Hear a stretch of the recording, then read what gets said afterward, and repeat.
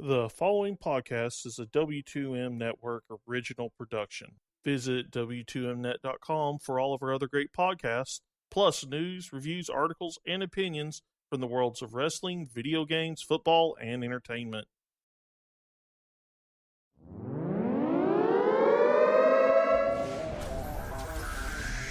Wrestling to the Max, Monday Night Raw, review.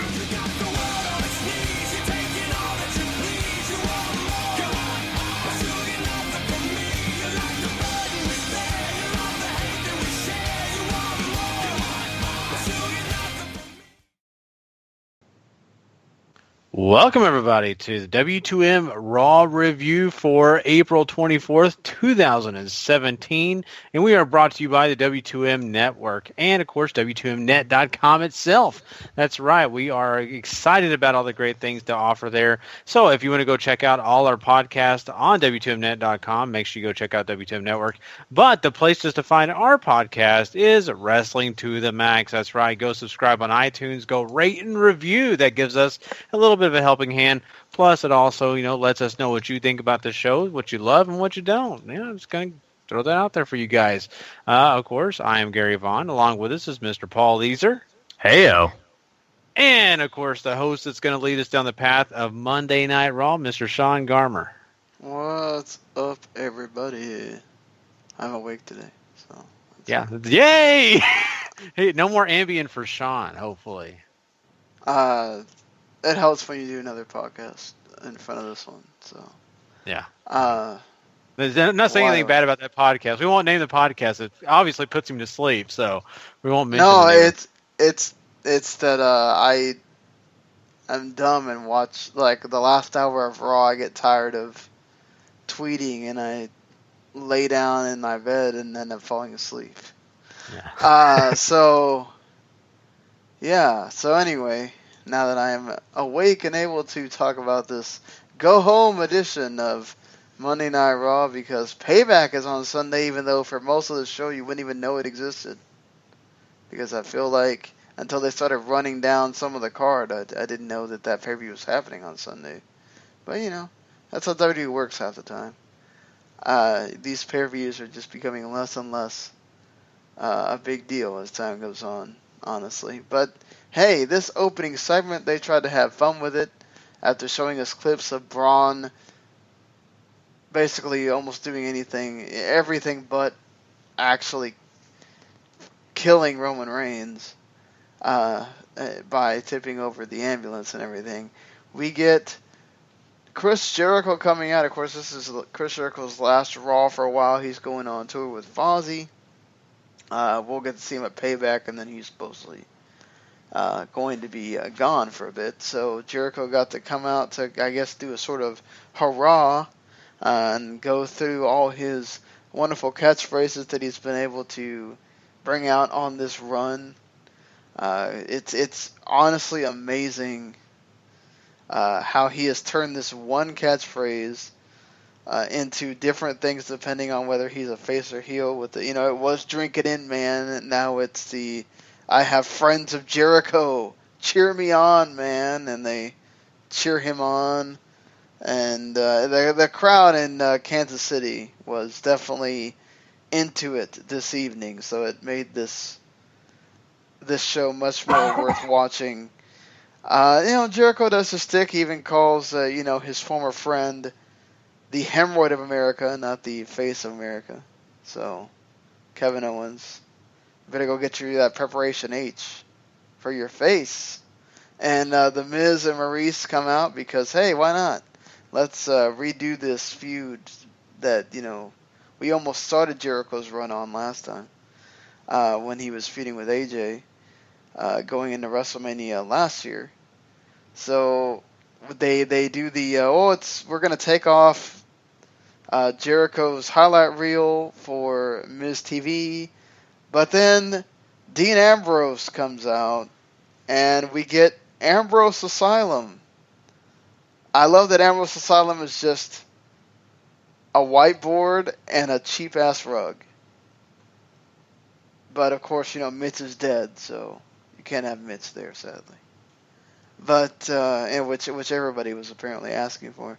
I do love the fact that Jericho still talks about that Ambrose owes him $15,000 for the light up jacket, which was great. And Ambrose is like, "Hey, I have something else for you. I have a homemade one. Try it on, man." And like he says his whole catchphrase. Either way, we get into basically, Miz gets made fun of. He gets a dirty deeds, and Maurice gets put on the list, and she sells the list like she's about to suffer death. So props to Maurice for making the list feel like a huge deal one last time. So I thought this was a fun segment. Look, it was nothing to. I don't know that it really did a whole lot to just make this thing with Ambrose and Miz great or anything, but it was a 15-20 minute segment that you just enjoyed. Sometimes you just gotta have some of those. Yeah. You know what? This was something that was kind of a comedy slash, continuing on some of the storyline with Jericho and Kevin Owens a little bit, but just by verbal stuff. I mean, these the kind of opens to Raw that you're just kind of sitting back saying, okay, this is entertainment. It's kind of funny. Wasn't overly impressed by it, to be honest with you. It was fairly hokey for the most part. And not only that, you kind of have this kind of go on throughout the night, with Jericho and Ambrose, especially because of their history, right? So they had to really shore up those details, which they'll do later on in the show. But, it was okay. It made its points, and it had some funny parts, but it was nothing spectacular. Yeah, I mean, it's good comedy. That's really what I took away from this. I think Jericho and Ambrose kind of have a nice give and take with each other. You'll see it again later on in the show, like Gary was mentioning too, in their little backstage segment with the more jackets and stuff like that. But I thought this was fine. And it's not like this has been the most interesting part of the show, but humor's a big part of what you come to expect from WWE from time to time, and they do that well here. Yeah, certainly. At least it wasn't a boring opening segment. So that's the important part here. Really, they could have done worse, and at least we didn't get that. So we did, as I said, this does turn into Miz finds out later that he's going to be in a tag match against Jericho and Ambrose, and he needs to pick his partner. And so, they have vignettes backstage where Ambrose talks with Jericho about taking him off the list. And Jericho tells him, well, look, nobody gets off the list, especially because Ambrose still owes him a bunch of money. And not to mention the Asylum match. I love that Jericho just brings up the old stuff. Hooray for continuity, Jericho. Thank you for somebody doing it on this damn program. And instead, Jericho puts him back on the list because, hey, why not, right? Because he's freaking Jericho. We get a vignette with Miz coming in and interrupting a Curtis Axel and Heath Slater segment because Miz is looking for the tag partner. Rhino comes in eating his crackers and cheese, and I love the fact that Maurice didn't want anything to do with the cheese. Miz does get to know that Rhino's an awesome tag partner, but he doesn't pick Rhino. So, sadly, Miz, doing his thing, he comes out and says that no one is his tag partner because his tag partner's running late. Well, Kurt Angle tells him, guess what? You have a match anyway, and it's a handicap match with Dean Ambrose and Chris Jericho taking on The Miz. However, at the end of this match, which I appreciated this match, it was whatever. It was sort of like there. it was really just here so we could eventually find out that Bray Wyatt feels like he needs to come out and attack Dean Ambrose, because why the hell not, right? These guys have so much history together. We need to have Dean Ambrose get his butt kicked by Bray Wyatt one more time. Mm. And then Miz even gets his butt kicked by Bray Wyatt. Hey, at least he took out both the guys that are in a feud, right? So, that's a plus. Or a negative. Yeah, I mean, this is what's kind of interesting about this whole process, because you get the idea that, you know, it's going to be someone special and all that. There's going to be Miz's partner, doesn't show up. It's just this whole fiasco. What I did like about it was Bray Wyatt, and it truly showed what he's about, showing up when he wants to show up. And honestly, Bray Wyatt came out of this looking pretty good. Out of all the stuff that we got with Jericho, The Miz, and Ambrose, the happiest I was, to be honest with you, was that Bray Wyatt actually got that opportunity for us to see him stand tall. And that's not saying a lot, because it's not like he did a whole lot here. He did enough to look good, but it wasn't overwhelmingly great. So that kind of shows you the status of Bray Wyatt at this current time. But, I mean, no arguments from me. I thought it worked out fine, and it kind of made sense. I didn't have a ton of problems with this either. The wrestling wasn't anything to write home about, but I think what you get from Bray here is something important. They're at least trying to make him look strong going into his match with Randy Orton. Now that it's not for the championship anymore, seemingly, it's probably more likely that at least Bray has a shot in hell of winning now. Which is super important, and if you want to carry over, I think anything you had coming from SmackDown, he needs to win that match.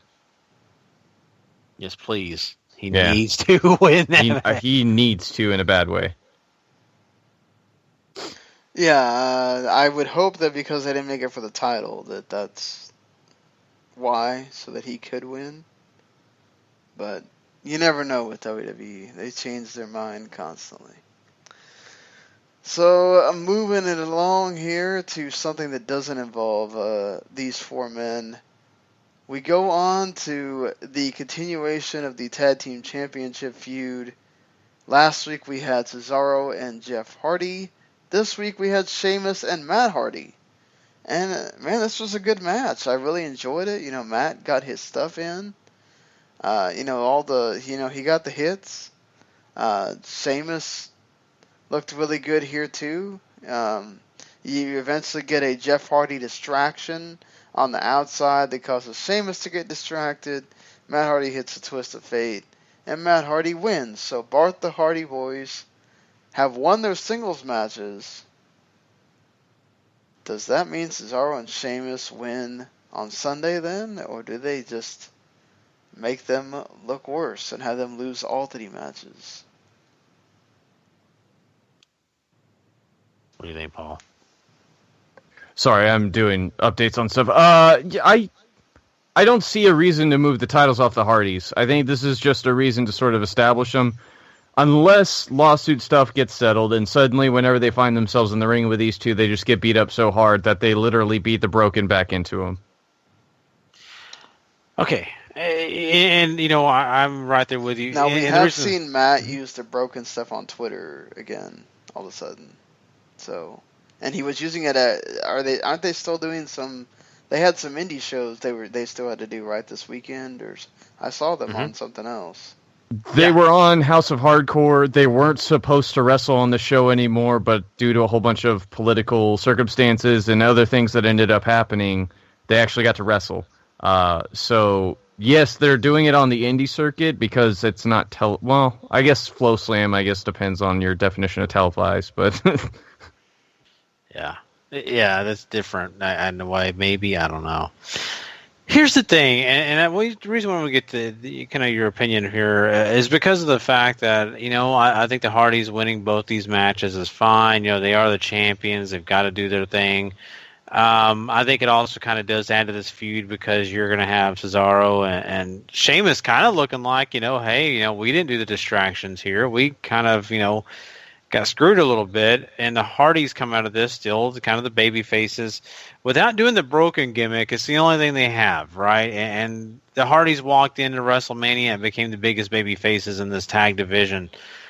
The one thing I will say, though, is that I really feel like they desperately need to get to that broken gimmick, because if they don't, they've got to figure something else out, because I don't know how fans are going to really react when it comes to the younger audience if they don't know much about these guys. I think we're still relying on a lot of the smart fans, a lot of the fans like us who know a lot about the Hardys, to still be like, oh, they deserve it. I think there's some fans out there, honestly, that see them and say, why do they deserve it?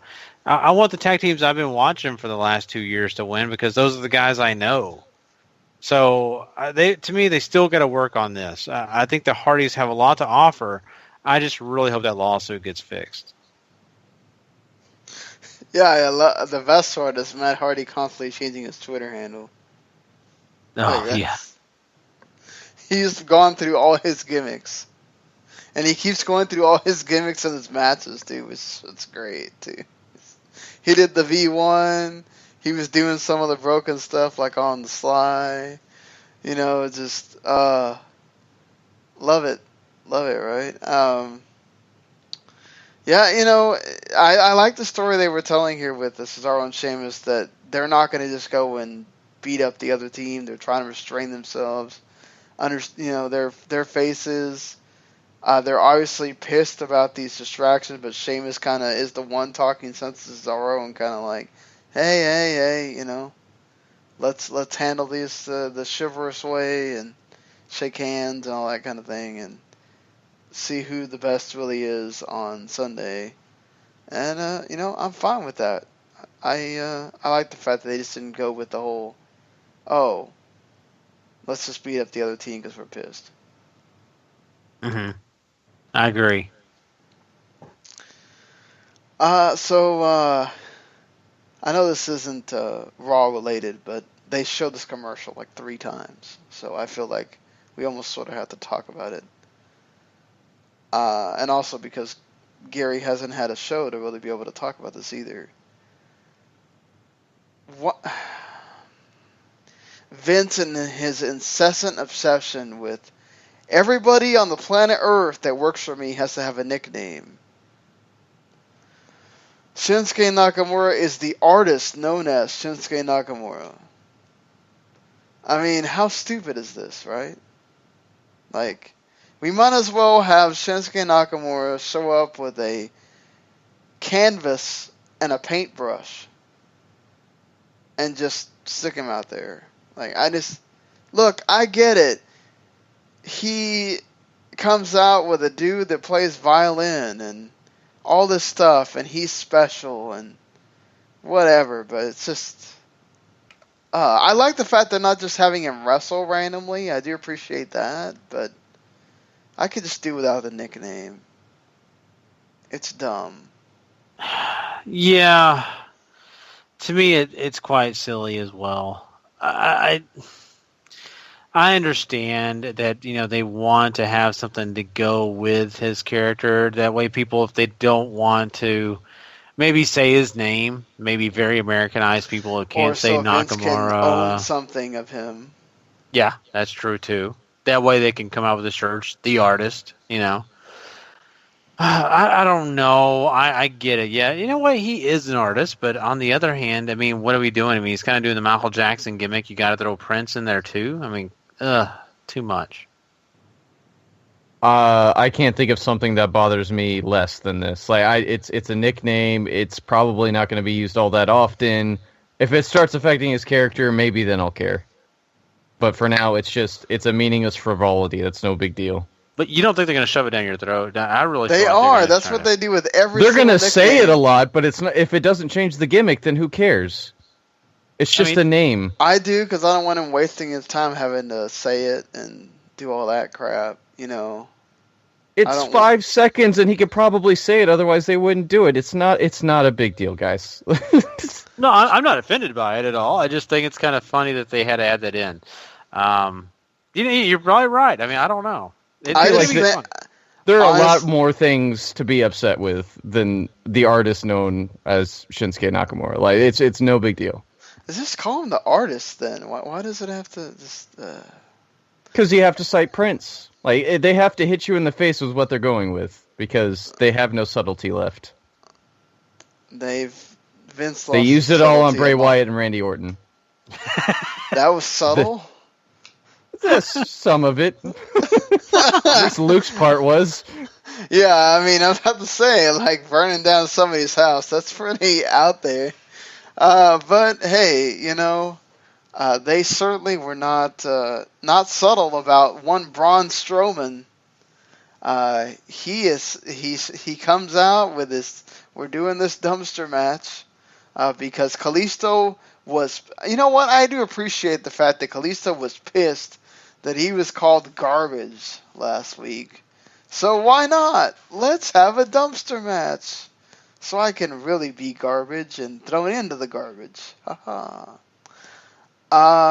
Kalisto winds up winning the match because on a fluke drop kick right by the ropes, and Braun basically just falls. He doesn't fall. He just jumps down in the dumpster. And the match ends because, quite literally, Braun Strowman is bigger than the dumpster that they chose to use. So there was no way in God's green earth Braun was going to be able to lay down in the dumpster and have the dumpster close the lid on him like you have for all the other dumpster matches. So this came off really, really lame as far as the way Kalisto won. But it doesn't really matter because it was just there so that Braun could get pissed and wind up whooping the hell out of Kalisto and then throwing or rolling or whatever, the dumpster off the 3-foot fall there. And I'll give Kalisto credit. He made it look devastating. I hated the finish. Like this finish will annoy me for a while because you had Braun look absolutely murderous, and you still have him look murderous at the end, but for a split second, he looks absolutely stupid. And that has not been at all how they've gone about doing this. He's been very purposeful in picking his spots and attacking people. And well, WWE always has to have that moment where he looks stupid, right? They did it against Brock. It's like they can't help themselves. You got to have the one time. It boggles my mind that something this... Like, I mean, at least make the dumpster look like it's going to fit him, right? I mean, this is... you couldn't get a big dumpster? This is a train wreck. Like, this is awful. This is what pissed me off the most about this episode, was just, logistically, it would have taken you an extra 10 minutes maybe to try to get a bigger dumpster. Like, come on, guys. You're the biggest company in the world in wrestling. You have money. It's not like this shouldn't be hard. It should take 5 minutes of brain power. See, but they don't care about whether we're going to think about the fact that it's obviously too small of a dumpster. But, again, they don't understand subtlety at all. Gary, I did appreciate that Kalisto had a really cool looking mask. Yeah, honestly, he didn't look bad here. I thought his whole getup actually kind of looked intimidating. I'm with you in the fact that I love what I heard him say. Made a lot of sense, and he sounded like he was emotional and really, a real person. A lot of times you kind of get cartoon Kalisto, like he came straight out of Saturday Morning. But now in this one, I felt like he was an adult, and I really enjoyed what they did here. Not a spectacular match or anything, but I think Kalisto was made to look good, and a mishap caused Braun Strowman to lose. But guess what? Kalisto paid for that, so I appreciated that. And the dumpster thing, whatever. I mean, it is what it is. But I think in the end, Kalisto comes out of this looking good despite getting killed, and I think Braun Strowman didn't really lose anything here. No, he didn't. I don't think he loses anything. The momentary lapse of stupidity aside, it is obviously striking that no one gave a total crap about Kalisto. They were chanting, "We want Roman," and "Roman sucks" instead. And it shows the difference when you go to less smarky crowd where you're not going to have people chanting for Strowman either. So, interesting. And they still like Strowman, obviously, but it's not the overwhelming craziness that you get from other places. But hey, at least Braun looked good here, and let's see what happens when him and Roman have to deal with each other at Payback. So the women had quite a few segments on this show because they had to fill time, to be quite honest. Dana Brooke beat Alicia Fox because,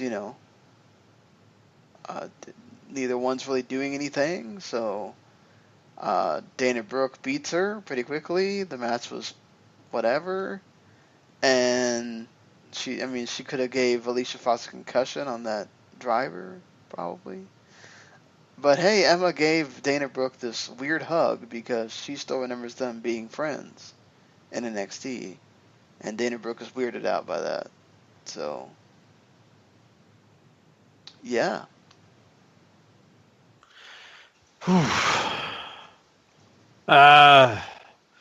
This, at least it helps Dana. Her match isn't good still, but I guess at least this gives her a victory. But is that really saying a lot against Alicia Fox? I mean, storylines there, but yeah. At least Alicia Fox is back on Raw.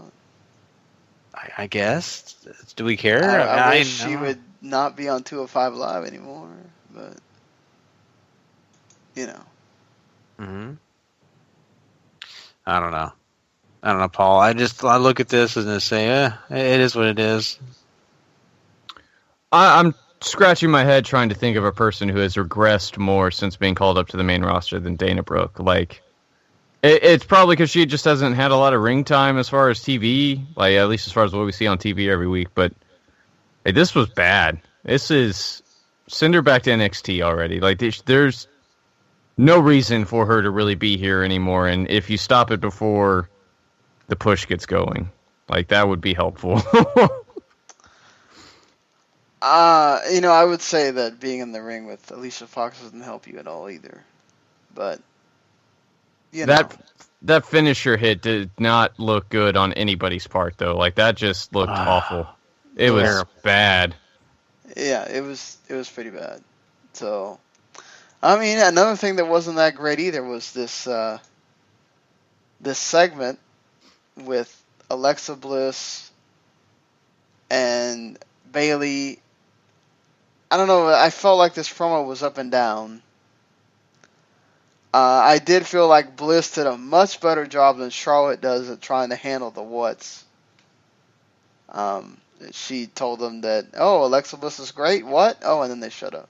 So, good on her for not letting it get to her and handling it in a manner that fits her character instead of Charlotte that gets all pissy and gets upset at the crowd.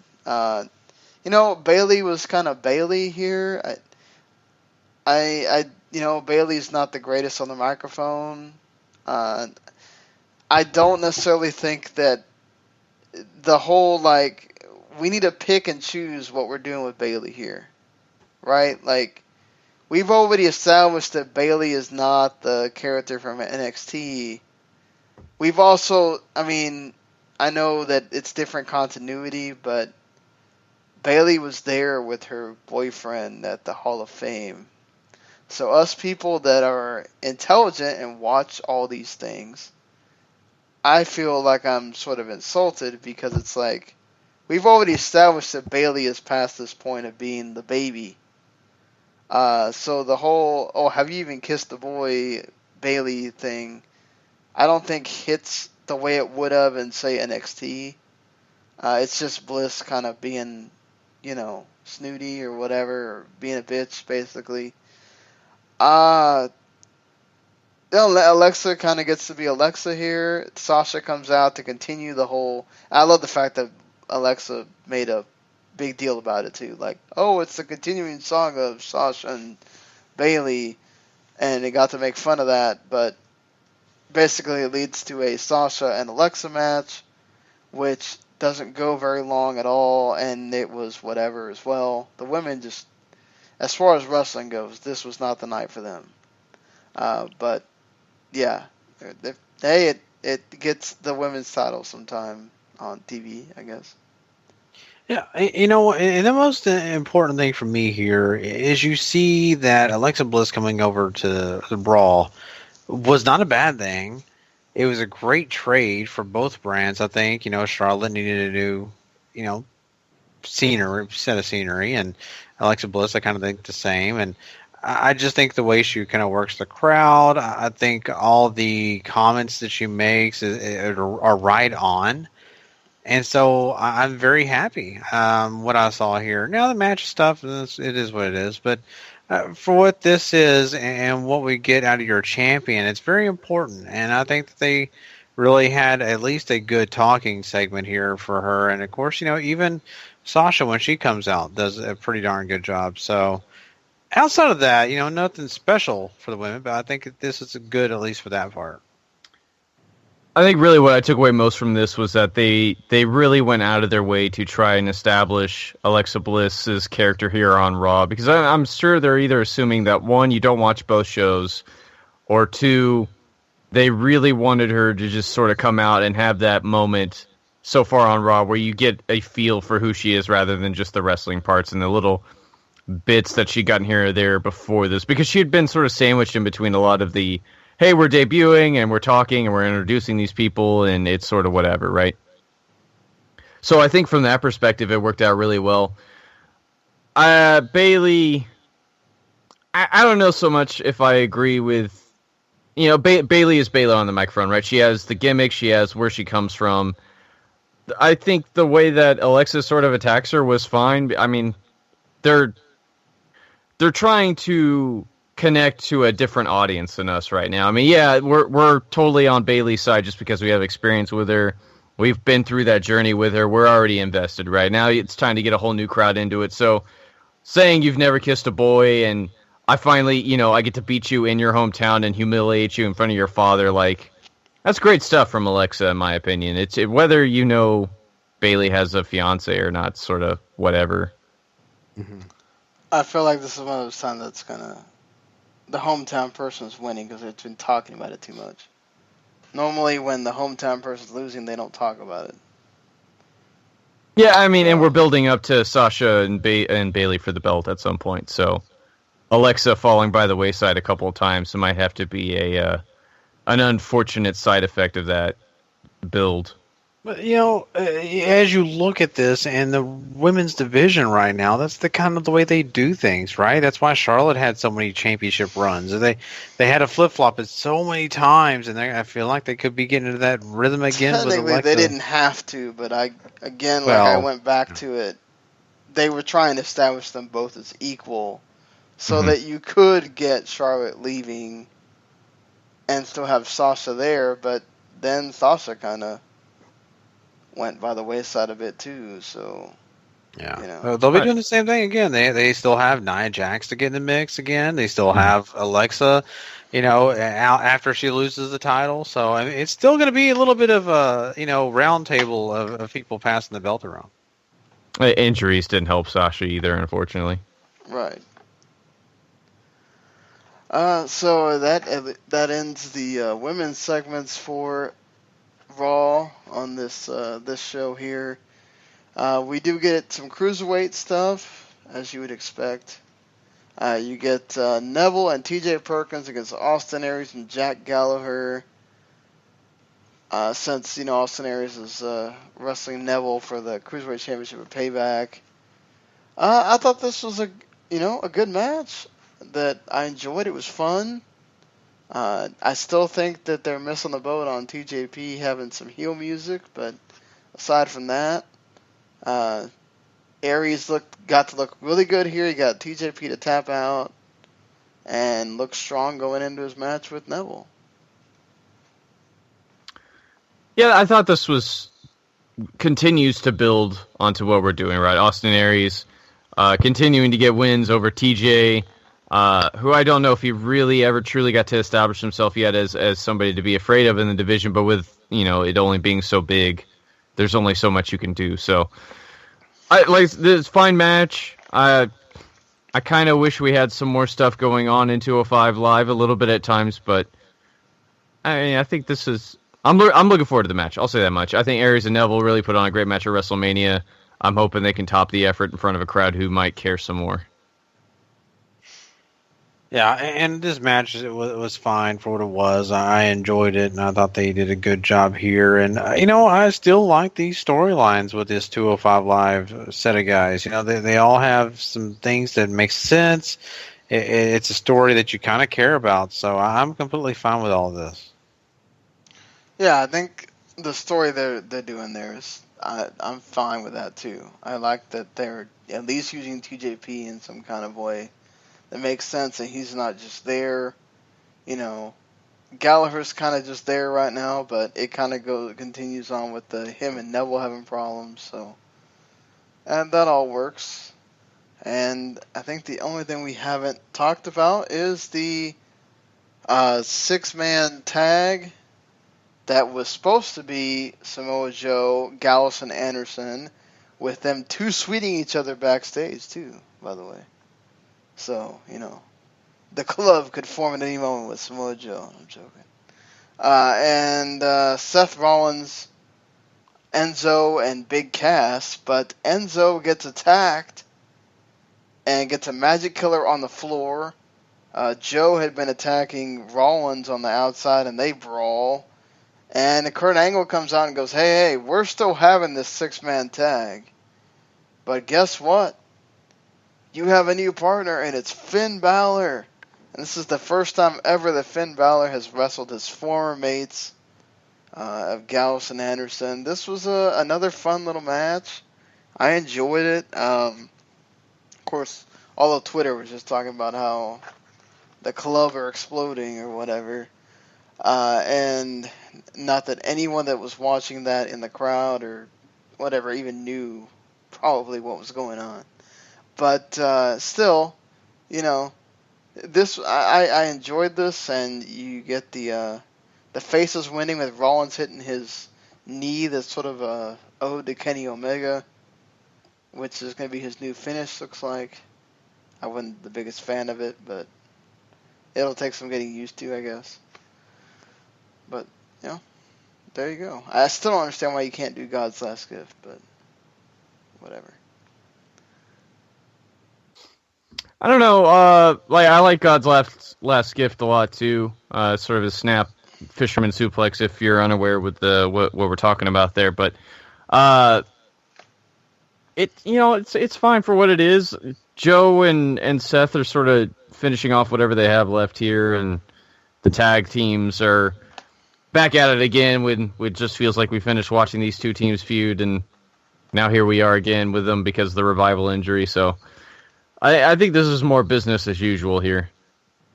I did like that Joe was pissed that it was Finn. Like, he made this big deal out of something that I don't think if you didn't watch their feud in NXT, you would have cared about, but I appreciate that. Yeah, I mean, from what you get out of here, they give you that type of information that does kind of, help those who do pay attention. But, outside of that, I mean, they just give you a pretty fun match to watch. I think it was good. Was it the best? No, I wouldn't say that. I think it was kind of interesting, too, for us fans who do know about the Bullet Club and do pay attention to have that whole thing with Balor and the club, the Gallows and Anderson. But outside of that, once you get past that, you get it. The baby faces got to look good here, and that's what Seth Rollins does. They want him to look strong going into this match, coming up at Payback, and in a way, it kind of makes me feel like there's a possibility that Samoa Joe has a good chance. At least I'm hoping so. I don't think they mentioned that though. That Balor and Gallows and Anderson have history, so weird. You'd think that, with all the New Japan mentions that they make sometimes, you would make that one just to add a little bit more, sort of oomph to the match or whatever. Mm-hmm. Yeah. It makes you wonder eventually down the line if they ever decide to turn, Finn Balor heel, they want to use that as a secret or something, It is. I mean, Cole usually notes stuff that happens in NXT if it sort of matters, so it's a little odd that he didn't this go around. Mm-hmm. But yeah, that's your Raw for this evening. I think for the most part, like, the feuds were there. It's just, like I said, a lot of this did not feel like a go-home show to me. It just felt like, well, we're doing Raw, and hey, by the way, there's a pay-per-view this weekend. Mm-hmm. So I totally agree with that. You're exactly right, Sean. And you know, looking at this and slapping a rating on this, I mean, Oh, I forgot to. go ahead. Apollo Crews showed up on the show, guys. And he had an awkward moment with Titus O'Neil. That's going to be the picture on the website, by the way. The awkward picture of Titus O'Neil and Apollo Crews going, what the hell? I'm part of this Titus brand now? What? Yeah. Yeah. Yeah, I think I'd have that same look too. Like, okay. Ugh. Yeah, so I mean, hey, you know, they're trying to keep Apollo from smiling so much. Let's see if that can continue. And putting him with Titus O'Neil probably will take the smile away. I'm vaguely interested in this. Like, if a heel turn and trying to make like a new primetime players with these two or something like that is in the works, then maybe so. But I need more, I guess, before I make a decision on this, because so far it's kind of just, there's Titus, he's here, and there's Apollo, and he's here. Okay. Yeah. And it's like, oh, wait, well, we also got to be a little racist. Got to have the two black guys together. So. Oh, that's what happens when you grab Vince's arm. Oh, God. Somebody had to bring it up, I guess. And the Drifter did his thing, too. So. Yeah. For a split second there, you thought that was going to be the tag team partner, didn't you? You just thought, it could be. Then you find out, no. I also want to give Maria a lot of credit on Twitter. She was teasing everybody really hard. I wonder who the tag team partner is going to be. Oh, man. Well, so, I'd rather see her than Mike Bennett, so. Well, the thing is, you can see both of them together. No, that doesn't need to happen. Just one of them.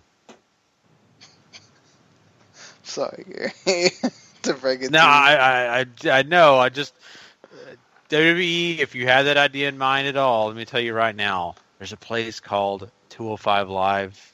He can hang out on until while she works the big person, the adult show. You know, so Mike Bennett is like what? He's not 205. I'm just saying, hide him somewhere. Hide him. I don't know. He could be the guy. Yeah, there's talk of NXT run for him. Oh, you know what? Better than NXT. He could be the show for on Ride Along. I really feel like they're just there to be on Total Divas. Yeah, you're probably right. Because I'd imagine that Cena and Nikki will be off it at some point. Like, I could imagine them trying to do... if it even lasts this season, because the ratings keep going down. Mm-hmm. Them trying to do Total Divas without the Bellows, and let them just do Total Bellows, and have the Total Divas be about the other ones. But, like, seriously, I keep saying this, but it makes sense, even though... it makes sense for that, you know, to have one couple on SmackDown and one on Raw. If Miz were to bring out a tag partner, why not bring out a partner that, you know, also has a woman like Maurice that, you know, gonna use her wiles and gonna do whatever she has to do to help her, you know, man out. So, and I gotta give a lot of credit to Maria, right? Like, she could have just easily taken the money and gone by herself, and she stuck by Bennett and told him, look, I'm not coming unless you bring him. So, yeah, you know. That's true. I'm just joking, and I'm sorry. The comment about 205 Live was not a knock. I love 205 Live. I was trying to think of an analogy. It's okay, Gary. Everybody makes fun of 205 Live. They don't have. Well, we don't have Sunday Night Heat anymore. We don't have superstars really main events. So I can't say that. So we got to throw somewhere, right? What'll be really funny is if all these, you know, other tournaments have their own shows, and 205 Live's still the worst one. That's one. It'll be really funny. Oh yeah, it's true. So, yeah, overall this Raw, I thought it had its points, but I was not overly thrilled. It was kind of like when you go through the drive-through someplace and you find your favorite meal in the combo menu and you're like, oh, this is the one thing I know this place can't get wrong, and then you eat it and you're just like, good God, they couldn't have got more bland. That's kind of felt the way it was about Raw. It was like, it was okay. It looked better than it really was. I don't really think I walked away just super. I got to give it a 6. I just was not overly happy. I'm totally middle of the road on this show. I'm giving it a 5. Like, there's some good parts on here. There's some boring parts. There's some other ho-hum stuff, but it's not the worst episode of Raw I've ever seen. I'm really gonna miss Jericho after Sunday. He was great. Yeah, this was just it was a Raw 5. So that's Raw, everybody. All right. Well, just to let everybody know, once again, go check out W2Mnet.com. Also, don't forget, please go rate and review us on iTunes. That really helps us out. And, of course, we will catch you guys on our regular episodes of Wrestling to the Max. And until the next time we meet up, though, if you're not living life to the max. Not living life at all. You know it. Please. Yeah.